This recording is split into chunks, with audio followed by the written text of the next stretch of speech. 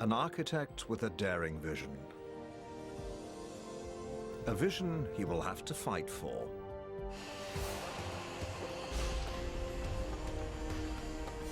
The Bahrain World Trade Center rises on the shores of the Persian Gulf.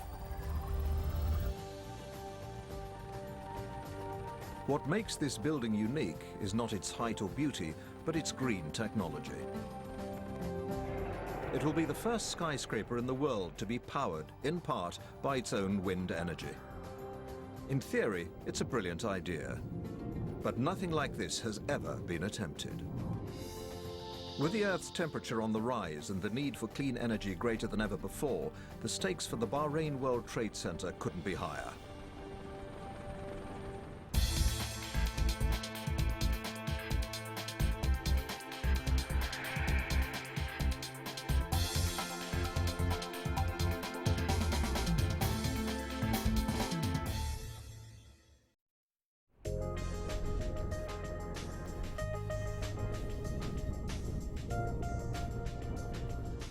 For decades, wind has led as the planet's #1 source of clean energy.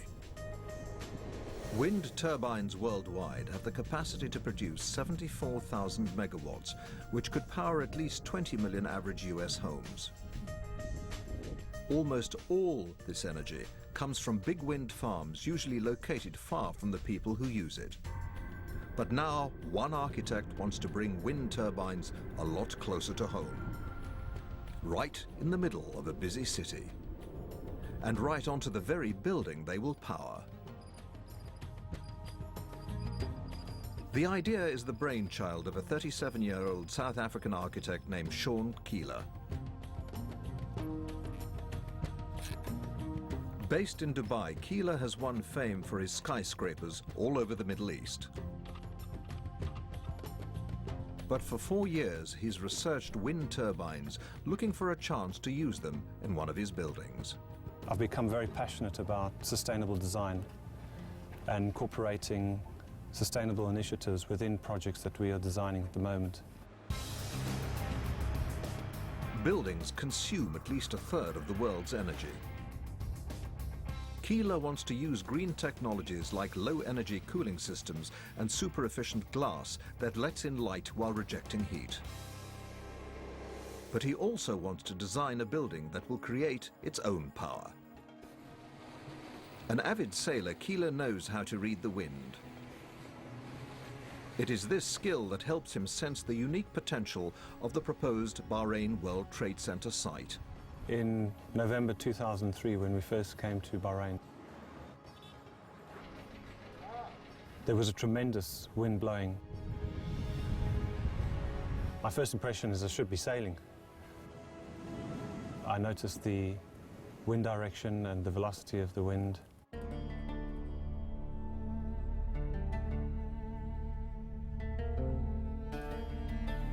Bahrain's capital, Al Manama, sits at the edge of the Persian Gulf. Each morning as the sun heats the island of Bahrain, hot air rises. This creates an area of low pressure which draws cooler air in from the sea. This daily cycle produces strong onshore winds over 60% of the time. In the heart of the world's biggest oil-producing region, Sean Keeler finds the perfect location for a skyscraper powered by wind. During initial research, he faces the daunting task of figuring out where the wind turbine should go. Rather than just putting them on the roof, Keeler wants to incorporate the turbines into the building. He imagines them on bridges, between two towers stacked on top of each other. It's a great idea, but there are two major challenges. Turbine blades capture the energy of moving air, sending it to a generator which converts it to electricity. But to be able to rotate, the blades need uninterrupted winds coming directly at them. For this reason, wind turbines are mounted on vertical poles and can turn to face winds from different directions. Keeler's turbines, however, would be on a horizontal axis, fixed in position, unable to turn into the changing winds. The second major challenge is the way Keeler wants to stack the turbines. Because wind speed increases with height, the higher turbine will spin faster and create more power than the lower turbine. All three turbines need to rotate at the same speed, or the top one will wear out sooner.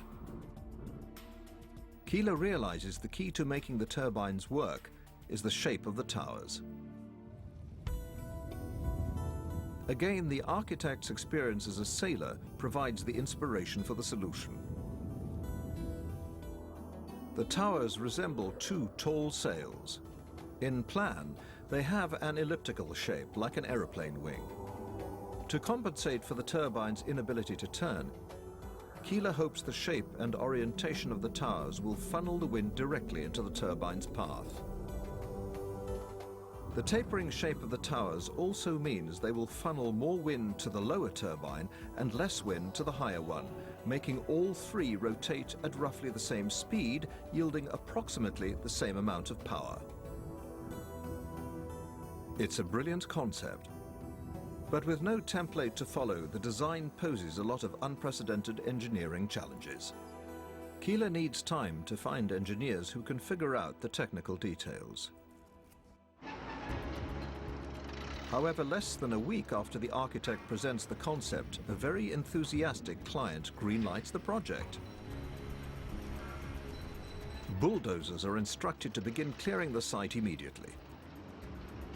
It was a fast-track job of enormous proportions.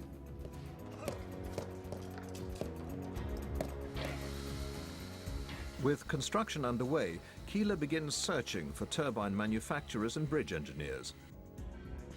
But very soon he discovers others do not share his vision or are daunted by the challenges. Blade failure resulting in the machine toppling over is pretty rare. It doesn't happen very often at all, but it does happen. And if it were to happen in a situation where there's a bunch of people inside of a commercial building only a few inches away from the spinning blades, the possibility for people getting seriously hurt is very real. Keeler emails dozens of turbine manufacturers and power providers. They all turn him down. 6 months pass and the Bahrain World Trade Center reaches the 5th floor. During the research of all the turbine manufacturers that we were consulting, we found that a lot of them were saying, this can't be done. Turbines have always been placed on masts, in greenfield sites, not in an urban environment, and certainly not between two buildings, or on a bridge, where the dynamics of a turbine placed on a bridge compared to if they're on a pole are so different. As the Bahrain World Trade Center grows skyward with each passing day, Keeler still hasn't found an engineering team to make his green vision a reality. Sean Keeler refuses to give up on his dream of the world's first wind-powered skyscraper. Finally, after 6 months, his persistence pays off. 4,500 kilometers away outside Copenhagen, 2 Danish companies respond to his pleas. Ola Sungil designs turbines. Lars Thorbeck engineers bridges. Normally their paths would never cross, but Sean Keeler wants to put a turbine on a bridge. And a week later, I flew into Bahrain and I met Lars and Ule. And my first question was, is this really possible? And Lars looked at me and he said, yes, it is. It's taking 2 different pieces of ordinary engineering and just putting it together in a very special way. So the bridge is stable, even at high wind? Yeah. The Danish engineers begin research immediately. They haven't got much time to prove to the world that Sean Keeler's daring vision can be realized. Yeah, it looks very stable. Have the wing on the backside. I think we should try to turn it just to see it another direction. Don't you think so? Yeah. Yeah. I'll turn it to an angle where it's First, they need to find out if the proposed wind turbines will produce enough energy to be worth their cost. So you still expect it would be running at this angle where we are right now? Yes, I do. Normally, when we have the wind turbine standing out in the field, the rotors will all the time turn in the direction of the wind, following the wind, and in this way create the maximum amount of energy. But with turbines fixed in place on bridges, the engineers must calculate the wind flow between the towers. Expect to just see the flow coming through here. They set up a scale model of the building in the wind tunnel. Dry ice helps them visualize the wind flow patterns, and sensors measure the wind speed between the towers. The tests yield encouraging results. It's a very nice flow pattern going through directly. As the wind is forced through the gap between the towers, it accelerates 20%. But the engineers discover something even more surprising. Yeah, you can easily see the shape of the flow coming through here and changing direction. We found out that when the wind hit the building, it kind of changed direction when you have a skew wind and make a kind of S shape going through. The dry ice reveals the towers actually sculpting the airflow, taking winds and funneling them straight onto the blades. The engineers conclude that even winds coming from a 45-degree angle can still turn the blades. They estimate the turbine should be able to produce at least 15% of the building's energy needs. For Sean Keeler, the results are a pleasant surprise and a vindication of his design ideas. I had some idea at that time that it would work, but I had no idea of how well it would work. Ola Sangil now knows the turbines will receive a lot of wind. But this also means a lot of stress and fatigue on the materials, what engineers call load. Various locations around the world present different sets of wind patterns. So engineers must adapt a turbine to survive in local conditions. Ola receives 20 years' worth of wind data from Bahrain's airport and uses the information to calculate the winds that will hit the turbine over its lifetime. He simulates 199 wind scenarios, including a hurricane force blowing at 252 kilometers per hour. Ola determines how strong the turbine components need to be. Now he must find a manufacturer, but that might be a problem. The Bahrain World Trade Center requires only 3 generators and 3 sets of blades. For many companies, the order is simply too small. Another hurdle is size. The new trend in wind energy is megawatt blades. This is the largest blade in the world. At 61.5 meters, it dwarfs the 13-meter blades required for Bahrain. The LM glass fiber factory in eastern Denmark produces one of these huge blades every 2 days. A turbine with 3 of these blades will create 5 megawatts of energy a year, enough to power 1,500 homes. This one's destined for a wind farm off the coast of Germany. With market forces biased towards blade volume and size, a unique and technically challenging project like the Bahrain World Trade Center attracts little interest from manufacturers. But the team finds a solution by investigating a pre-existing blade design. Lars, could you try to move it a little bit up and down to see if it works? Oh, that's great. With slight modifications, they determine an older model will survive the wind conditions in Bahrain. They also need to enhance the blade's safety features. Unlike other models, the blades in Bahrain will be spinning on an office building above a shopping mall. But the engineers still need to solve the most fundamental design problem: how to put a turbine on a bridge. They use their scale model to study the bridge's performance in various wind conditions. Like the turbines, the bridge must survive exposure to the high winds between the towers. The structure also needs to be strong enough to bear the 11-ton weight of the turbine. But the turbine will not simply be a dead load. The blades will turn up to 38 times per minute, creating a huge moving force on the bridge. For this reason, the engineers discover that the marriage of the turbine to the bridge could create a disaster scenario, a phenomenon known as resonance. The wind will rotate the blades, but it will also cause the bridge to vibrate up and down. If the vibrations of bridge and turbine are ever the same, they will begin to amplify each other, increasing and intensifying until finally the bridge can no longer bear the force. To avoid this catastrophe, the engineers decide to make the bridge design more rigid. This will actually make the bridge vibrate faster than the turbine, eliminating the risk of resonance. But wind tunnel tests reveal another potentially deadly hazard. If the wind changes direction or gusts suddenly, the blades of the turbine could deflect and strike the bridge. A normal wind turbine on a vertical axis is tilted back 5 degrees to avoid the possibility of a blade striking the pole. But that's not an option on the bridge. Each blade is capable of deflecting more than a meter back. To avoid blade strike, the sides of the bridge's front edge are drawn back, creating a slight V shape.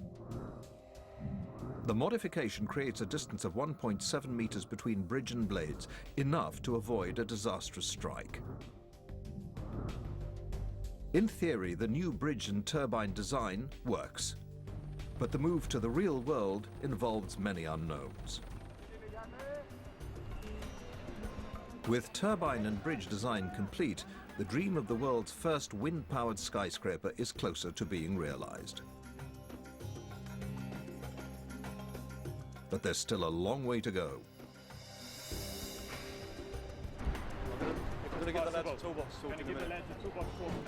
On the construction site in Bahrain, senior section manager Simon Hill must keep the project on schedule. The elliptical shape of the towers hasn't made his job easy. The problem we've got here in terms of the concrete, it's not a square shutter system, it's all curves. So all your shuttering systems are all curved. You're climbing the building up on curves. You've got to set out on curves. It's very difficult to do that. You have to get it right first time. If you start to go wrong, you've got a terrible job to get it back in place. Although the building presents unique challenges, Hill believes it's all worthwhile. This is a unique structure. You know, there are a lot of buildings around the world about the same height, but there's nothing to compare to this. There's no other building in the world that's got the features that this has got. 2.5 years after breaking ground, the Bahrain World Trade Center finally reaches its apex of 240 meters. Now the construction crew must tackle their most dangerous task yet, the raising of the bridges. Each weighs 68 tons, and lifting one is an act of absolute precision.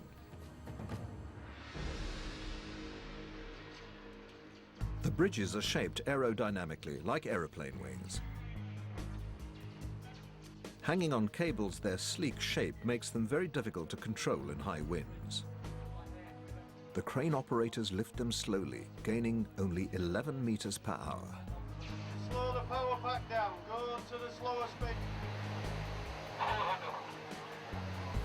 Just a little bit more on the east side, Jack. West side, stop. Workers only bolt one side of each bridge to the towers.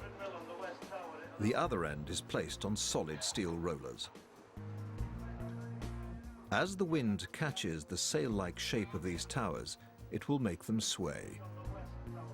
This, coupled with their expansion and contraction in Bahrain's sun, means the towers will slowly move back and forth.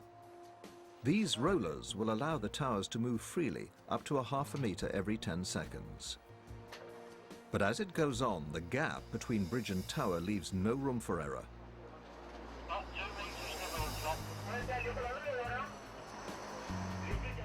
clearance is just 30 centimeters on one side, 60 centimeters on the other. If bridge and tower collide, the damage could cost hundreds of thousands of dollars. Jack, we need to come up about 50 mil on the west, so the strokes clear the direction. Yeah, okay. The third bridge goes on at a dizzying height of 133 meters. Everything is ready for the next phase. The raising of the generators and blades. So we're going to split into two teams. One team's going to go with Dave to do the turbine, and the other team's going to stay down here to set up the propellers. We have one plane in that direction, one plane going down there. Ulla Sangil and Lars Thorbeck fly in from Denmark with their teams. On a construction site of this scale, any delay in schedule means a serious loss of money. So the engineers have been given 7 days to complete the task. There's no time to lose. Can you get hold of Joseph for me? We may need him to do a bit of translation. I'm going to get the lads a toolbox talk in a minute. An advanced crew already installed 2 of the generators. But the top one still needs to be lifted. At 50 kilometers per hour, the wind is too strong to lift anything. But the crew gets it ready in case the wind drops.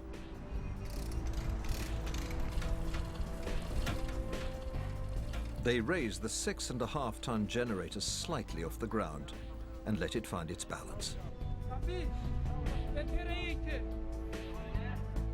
The wind still gusts from the southeast. But lift supervisor Dave Root thinks there might be a buffer zone in the shadow of the east tower. Level 3, straight away, Bago. Level 3. Now. 35 now. Okay, The wind levels off to 35 kilometers per hour. Dave Root decides to go for it.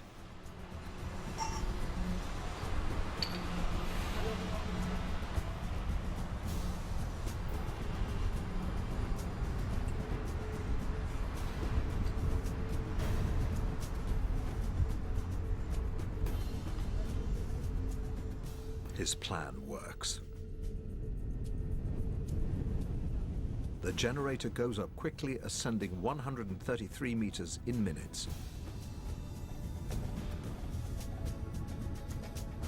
18 bolts, 27 millimeters thick, will lock it in place. But first, Dave Root has to reach them. He's harnessed in, but it's still a long way down.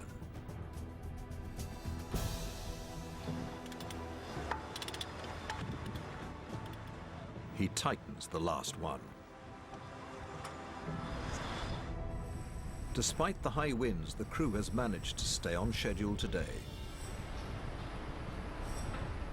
But the sternest challenge remains. All 3 sets of blades must now be assembled, raised and bolted to the generators. Keeler's brilliant idea may unwittingly present the team with their toughest test. Raising aerodynamic blades between 2 towers designed to accelerate wind will be an unprecedented challenge for everyone involved.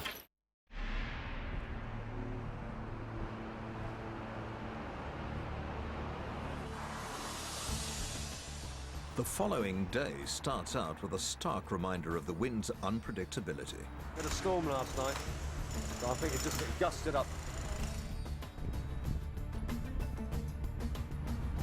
The wind speed got up to 110, which we've never heard before, and it blew from the south.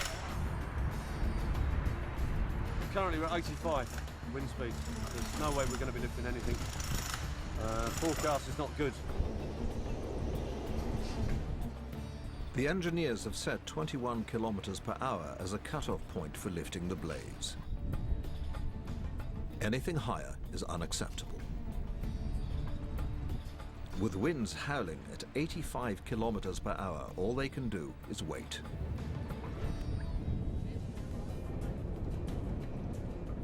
Sean Keeler designed this building to funnel and accelerate wind.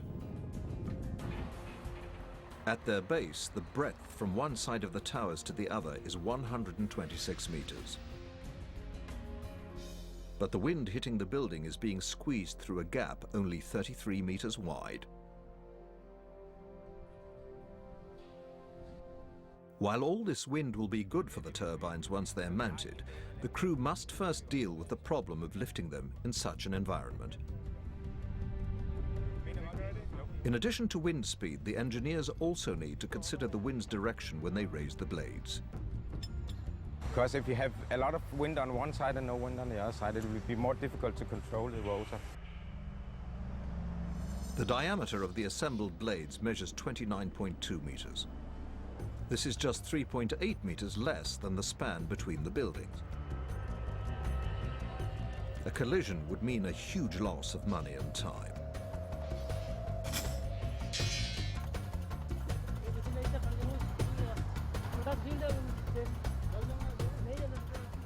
The team assembles the first set of blades and connects them to the central hub.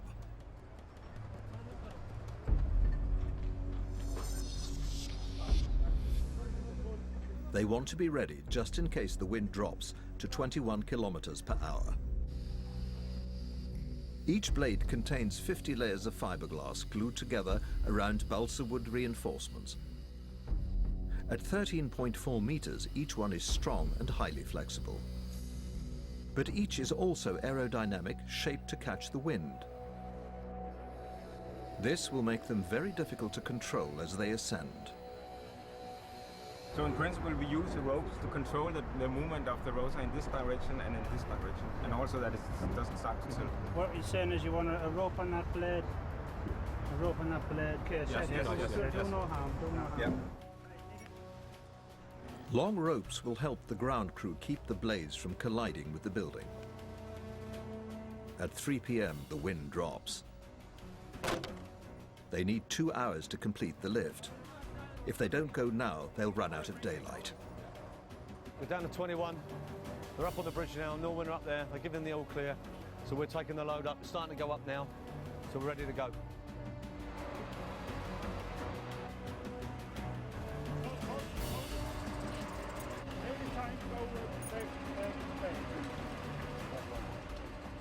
One lift hauls a set of 3 blades bolted to the hub, weighing a total of 4.2 tons. At this position, the main tower crane is stretched to its maximum lift capacity.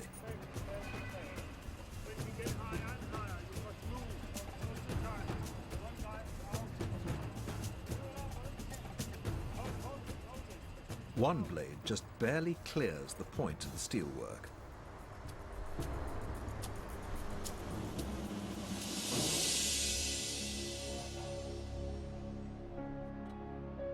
At the first generator, Öle Sangil waits and watches. His crew has erected dozens of blades before, but never onto a bridge and never between 2 buildings.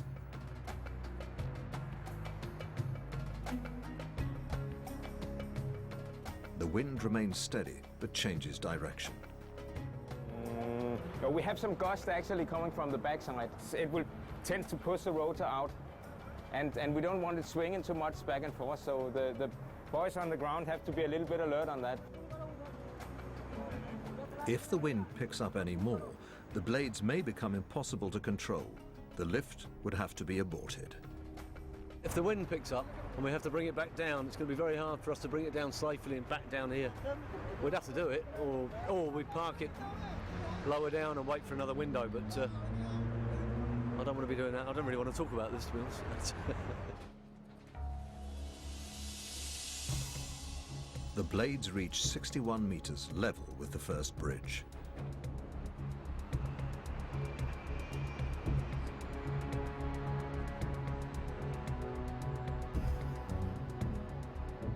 Only 3.8 meters separate blade tip and tower wall.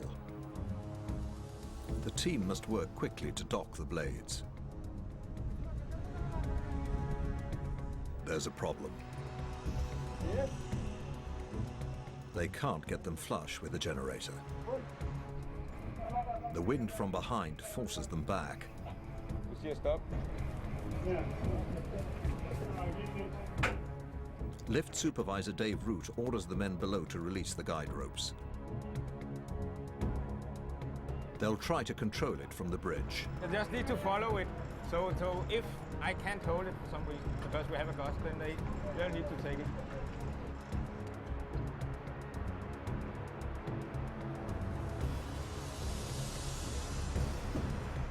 It's docked.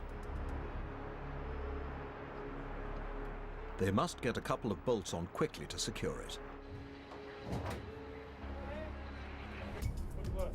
Work. Thank you. Thank you. Great. First one up. The first one.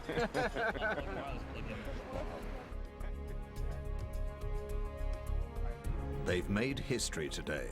The first turbine ever mounted on a skyscraper. This turbine alone is expected to generate about 400 megawatt hours of electricity a year, enough to power almost 100 average European homes. The wind's energy will hit the aerodynamic blades, forcing them to rotate up to 38 times per minute. The blades will turn a low-speed shaft, which connects to a gearbox. The gears inside will drive another high-speed shaft, spinning it approximately 1,500 times a minute. This will power the generator, producing clean energy for the Bahrain World Trade Center. But there are still 2 more to go. As they go higher, the winds will increase. Even with ropes, controlling the blades as they ascend to the upper bridges will be a battle.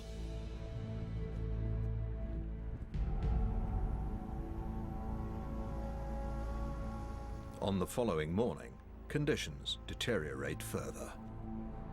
Heavy winds blanket the city of Al-Manama with sand and dust. The crew can only assemble the second set of blades. The consistent winds here mean these turbines will be able to produce a lot of energy. But the frequent storms also highlight the risks of having turbines so close to people. This turbine is sitting in the middle of, we have a shopping mall below it, we have offices on the side of it, and we really need to make sure that we don't have any accidents with it. These blades have been designed to withstand hurricane-force winds over 252 kilometers per hour. To avoid a catastrophe, the number of safety features on each blade has been doubled. If a blade ever snaps, thick steel cables in the core will hold it together and prevent pieces from flying off. If there's ever a problem, a retractable tip can be released. In the offset position, it will create a huge drag force, stalling the blades in seconds. The second set of blades is ready, but the wind is still too strong. The lift must be postponed.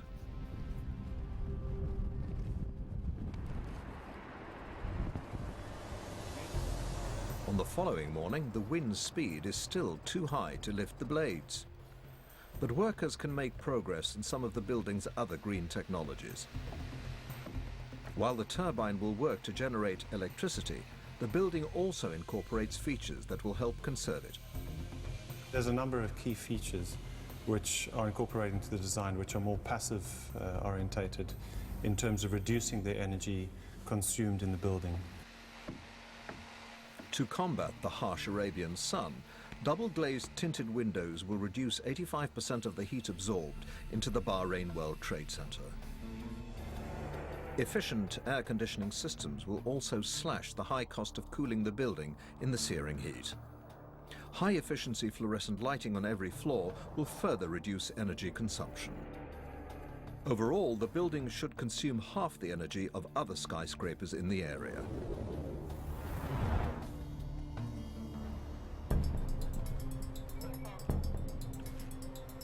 The afternoon brings a brief lull. The crew must seize the hour.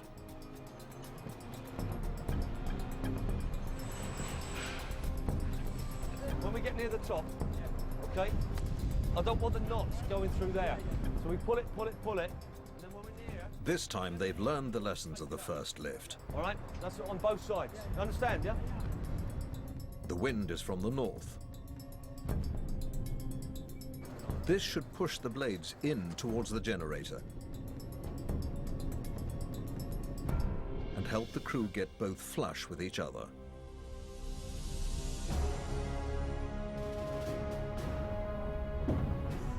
Okay, release. Compared to the first lift, this one goes without a hitch. 2 up, 1 to go.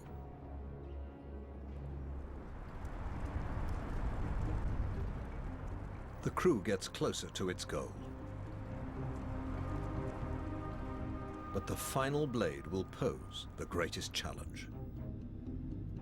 Top bridge is the hardest because we have the controlling ropes will have a very steep angle, so we have more difficulty in controlling it. Simon Hill is also nervous about mounting the blades on the highest bridge. The top bridge is the big fear for us. That top bridge, the wind is always very strong as you get nearer the top. We've talked about it this morning, and we've looked at the weather forecast. We think we've got a window of opportunity to get bridge 3 up.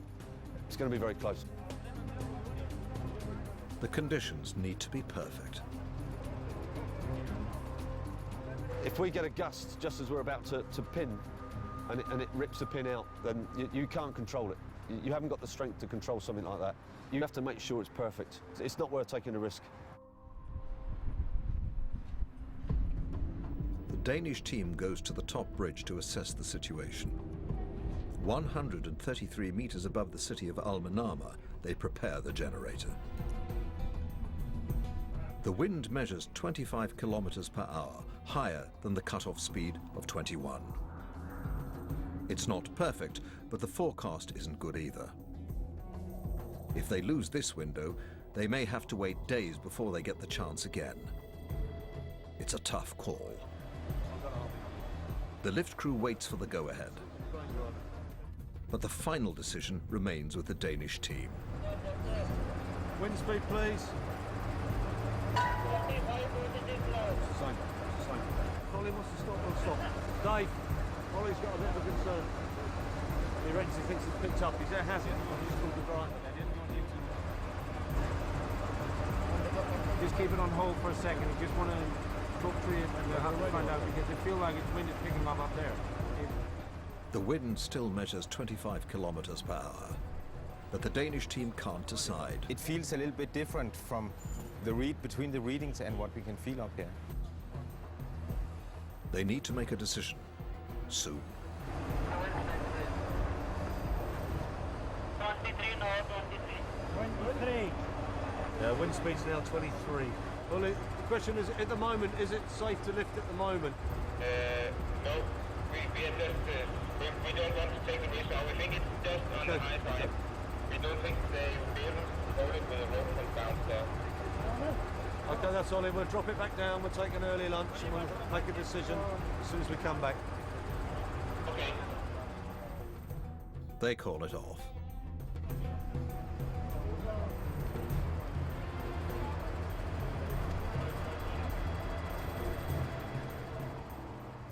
When the crew returns, the wind is still at 23 kilometers per hour. Dave, as soon as you can. As soon as you can, get it over.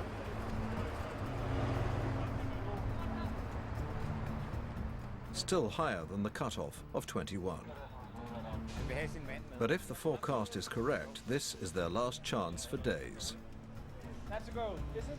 It's 23 up there at the moment. It's very stable. They've gone up to the bridge. They've given us a thumbs up. We're going to start lifting now. They've already gone up to the bridge, so we're ready to go. When it's out, then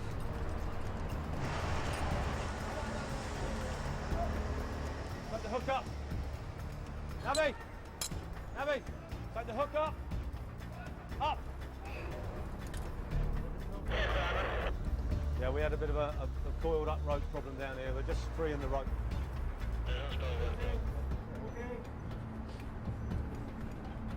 At the worst possible moment, the wind picks up. Stop the plane. You don't have control or anything. The Danes stop the lift. Right, you keep an eye on it. Nice and tight, yeah? The rope handlers struggle to regain control of the blades. Okay, pull on it, pull on it. You carry on going up, yeah. We're as high as we can on the hooks. We're tight here. Once they stabilize the blades, So go up, keep it tight. Keep an eye on it. the lift resumes. The crane drives the blades in slowly to avoid giving them too much momentum. We've probably got about another 10, 15 metres to go. All we've got to do down here is just keep it nice and tight.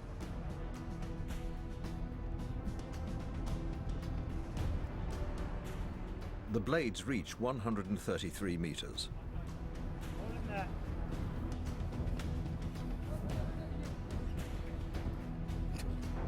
Beauty! Now the bridge crew takes control. They've got to get it bolted on quickly Nervous moments. before the wind picks up any more.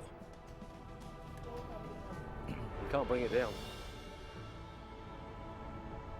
Certainly not in a very controlled manner anyway.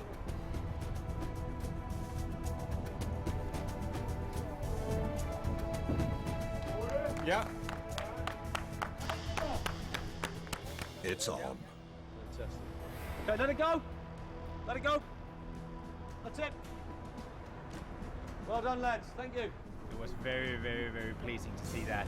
Just to hear the noise when you can hear the wings hitting the turbine, you can feel it in the bridge. One more down there. We're just bringing the ropes down now. Cranes are free to go. We finished down here. So we can put all the gear away, put the men back to work. I'm going to have a cup of tea.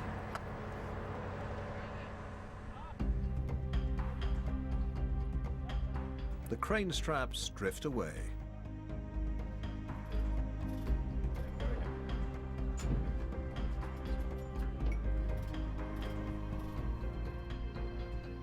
The dream of the world's first wind-powered skyscraper is tantalizingly close.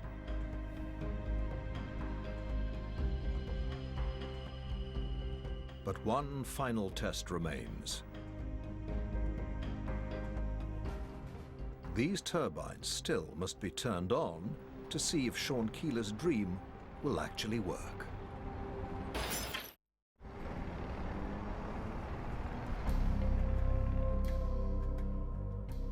Eight months pass and the building nears completion.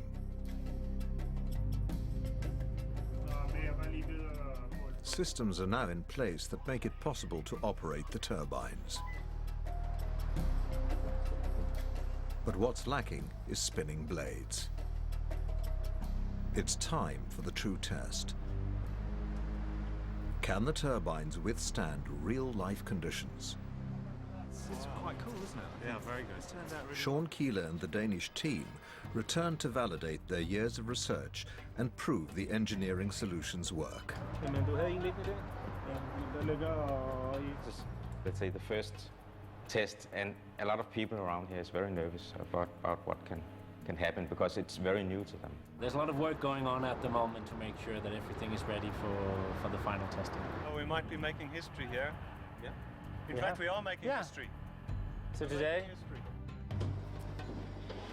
But once again, wind conditions must be perfect. If the wind's too low, the turbine will not spin. But if it's too high, testing could be dangerous. The wind speed is around 8-9 meters per second right now. It's okay for testing. Finally, the lowest turbine is ready to spin.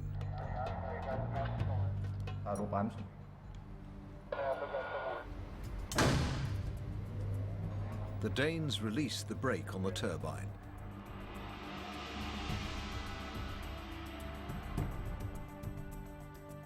And let the wind take control.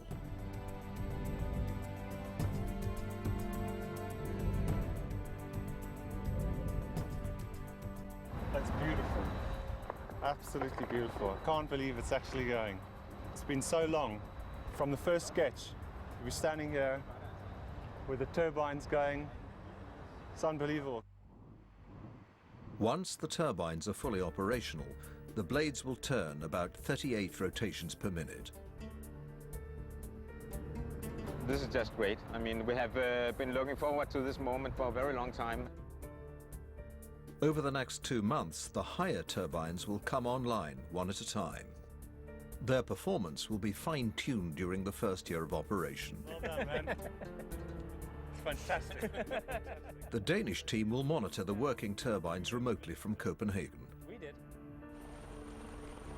These turbines will spin here as a clean energy source, creating around 1,300 megawatt hours of electricity every year. That's the annual equivalent of approximately 2 million tons of coal, or about 6 million barrels of oil. It all began with the vision of one architect. I'm extremely passionate about pursuing this type of integration into buildings. And I don't want to show that it can only be done once.